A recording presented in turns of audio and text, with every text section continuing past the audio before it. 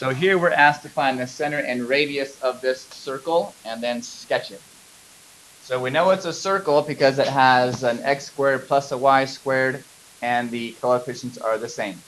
So in order to find the center and the radius, we have to write it in standard form, which is x minus h quantity squared plus y minus k quantity squared equals r squared, where h and k are the center, and the radius is the square root of that number over there.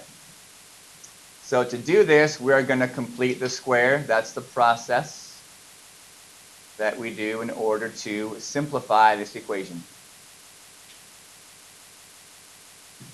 We're going to do it with both the x squared term and the y squared term. So x squared first. We get our x things together, so x squared plus 8x, and we're going to add something to that to make that a perfect square trinomial.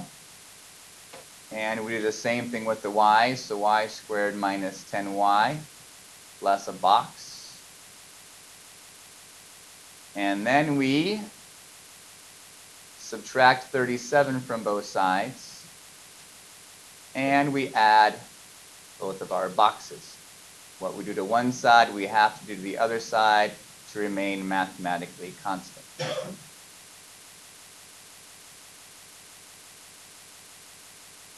So then what number goes in the box? Well, to find that, we take half of this number and we square it. Okay, that's the number that makes this a perfect squared trinomial. So that goes in both sides here. And then we take half of negative 10, which is positive 5, and positive 5 squared is 25.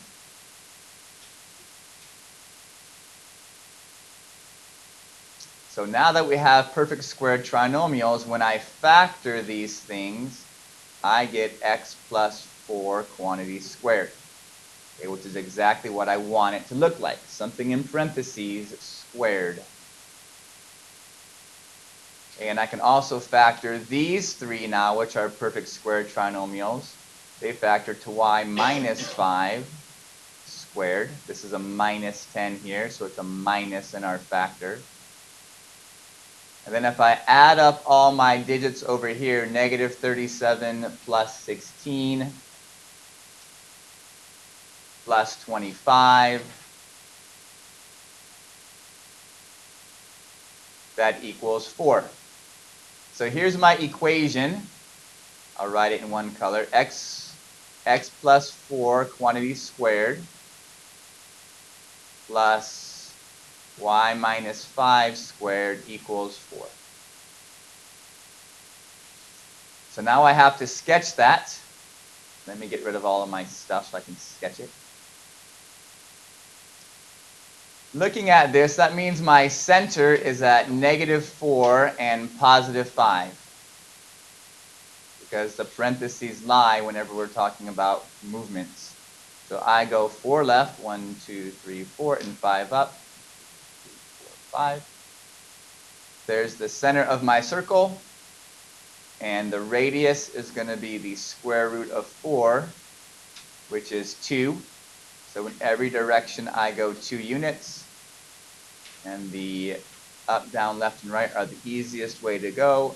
And then I do my best to make a nice round circle in there. So given a general form equation, we complete the square in order to write it in standard form for whatever conic you have. In this case, we have a circle, finding the center and the radius.